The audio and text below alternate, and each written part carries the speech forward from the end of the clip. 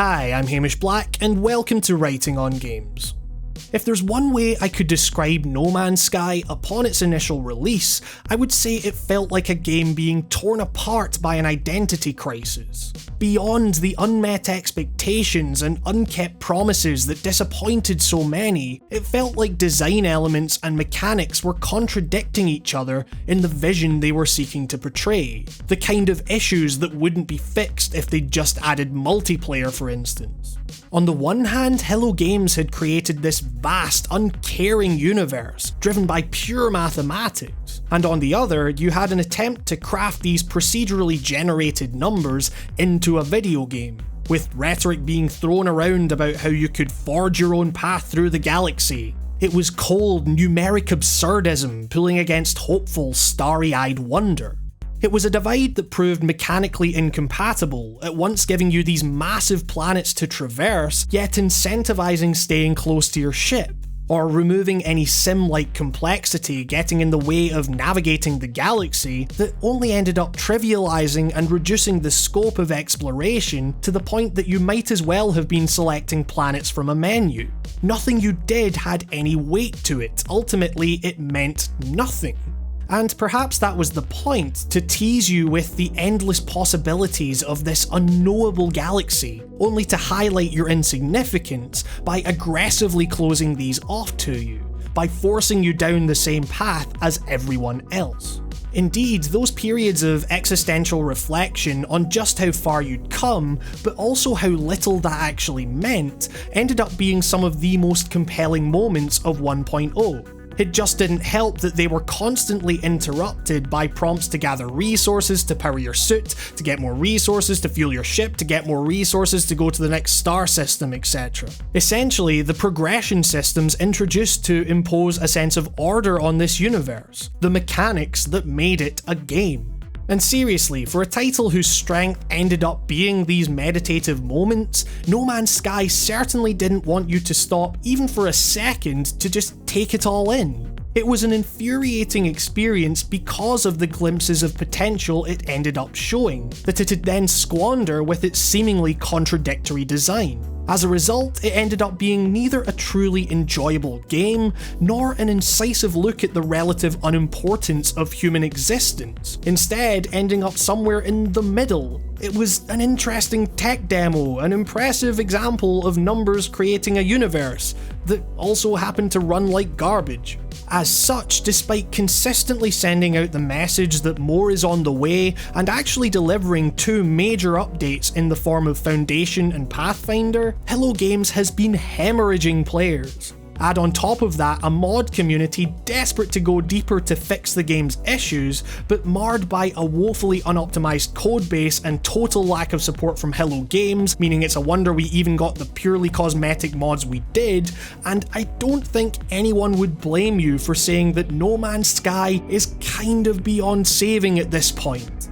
But I wanted to see that for myself, so in the spirit of exploration the game so desperately wants to instill in its players, I reinstalled No Man's Sky to see just how the experience differed from its release now that we're approaching its first anniversary. Unfortunately, what I found indicated a continuation down the path of trying to craft and control a traditional game out of this gargantuan universe. In that sense, the game is more in the middle than it ever has been, further robbing the galaxy of its mystery in order to accommodate more of the grinding the game has come to be known for. You see, for all things change, the more they stay the same. There really is very little on the surface here that you wouldn't deem instantly recognisable from 1.0. Sure, it runs a lot better and there's a mode select menu now, but you're still getting that sluggish title card which for some reason still shows identical names for planets whizzing by in the same load screen. You're still fading to white, you're still getting that panorama before embarking on what is still the most engaging part of the entire game, fixing your ship, before taking off and realising that after a few hours the name of the game is still mining through functionally identical, if aesthetically pretty planets, and that your only real goal is still to progress for progression's sake. It is still No Man's Sky through and through.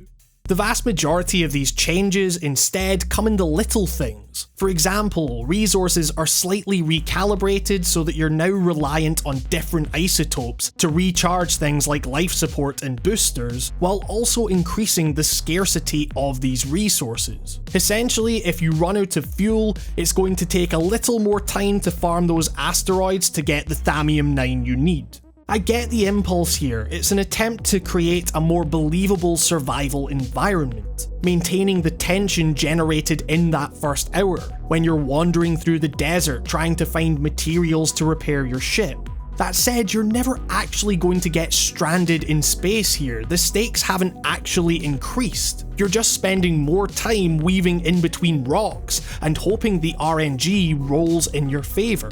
Like so much of what has changed since the game launched, whether it be the removal of suit inventory upgrades from space stations or the ability to buy freighters if you want for an obscene amount of money, it's just another grind on top of all the other grinding you have to do.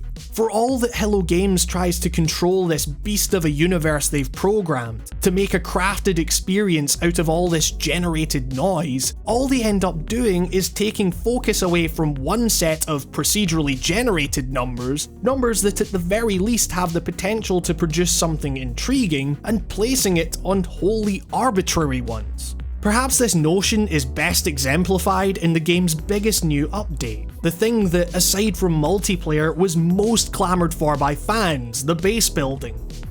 I think it's really bad. In fact, I think it's the perfect microcosm of all the game's current problems, representing an attempt to not only kowtow to disappointed players, but to try and define the game's identity by haphazardly bolting on extra features that only serve to muddy that identity even further. See, in my original review of the game, I said that while many people anticipated No Man's Sky to be some form of Minecraft in space, this ended up not being the case because everything you did was intrinsically linked to the same upgrade paths everyone else was following, meaning nothing you built was truly yours. Well, now here's another thing you can build, I guess. It still doesn't make it yours though. I mean, at its core, the base building here may be more robust than, say, Fallout 4's, but that's only because you have less parts to work with. And because you have less to work with, you can only really build so much. And if you go to the Steam Workshop page to access the base sharing feature, you'll see this wholly exemplified. It's buildings, all looking very similar, some may be taller than others or use different corridors I guess, all functioning exactly the same, which is to say increasing your inventory slightly and not much else, and you have yet another thing to grind for that offers you nothing in the way of personal expression. All of this points to the fact that no amount of mechanical additions will ever be able to truly fix No Man's Sky. If you didn't like it before, you aren't going to like it now. It's just that now there's more of what you probably didn't enjoy to begin with. Much like no one will ever see every corner of this universe, perhaps No Man's Sky is just too monolithic a beast to control in the traditional sense. What's more though, maybe it doesn't need to be. See, one of the moments that most sticks out to me in my time revisiting the game is landing on a planet and finding a whole cluster of animals of various species just meandering.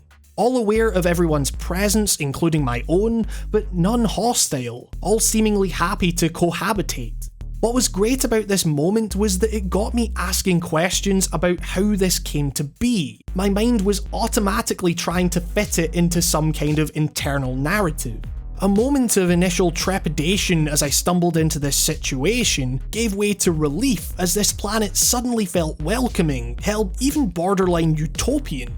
In such a desolate universe where even other beings you communicate with feel distant, this served as a nice change of pace. It certainly made me curious to explore more than any other planet I'd previously come across. All this from what, at the end of the day, amounts to an anomaly in the game's procedural generation. Some of the numbers behind the scenes were larger than usual. That's it. Crafted mechanical systems like base building give off an air of importance, yet ring entirely hollow upon closer inspection. Moments like this, however, and it wasn't the only one, allowed me to fill in the blanks. deepening my connection to what is, in the grand scheme of things, a wholly insignificant event. It gave me a real sense of place in this universe. People will see the same buildings over and over again, they'll all experience the same mechanics and systems. What are truly mine are those strange little moments created entirely by algorithms, moments that no one else will ever see. In that sense, perhaps these numbers have been the game's identity all along, and that notion, along with all the unforeseen circumstances and consequences and lack of control that potentially entails, should be embraced.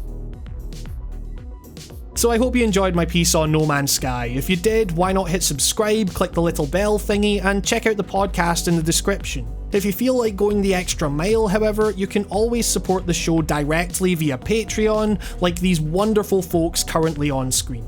The amount of support I've received over the last week or so has been utterly humbling, and I cannot thank each and every one of you enough for it. In particular, I'd like to thank Mark B. Writing, Spike Jones, Vasily Rybinka, Julian McRoth, Tom Nash, Shardfire, Philip Lange, Rob, Rusty Shackelford, Elsie Heinz, John Parks, Danny James, Limosh, Anna Pimentel, Gang Leader, Jesse Ryan, Brandon Robinson, Iego Foxo Booza, Justin's Holderness, James Doring, Biggie Smith, Peter, Artyom Vitsyuk, Christian Kuhneman, Nico Blakely, Nicholas Ross, and Charlie Yang.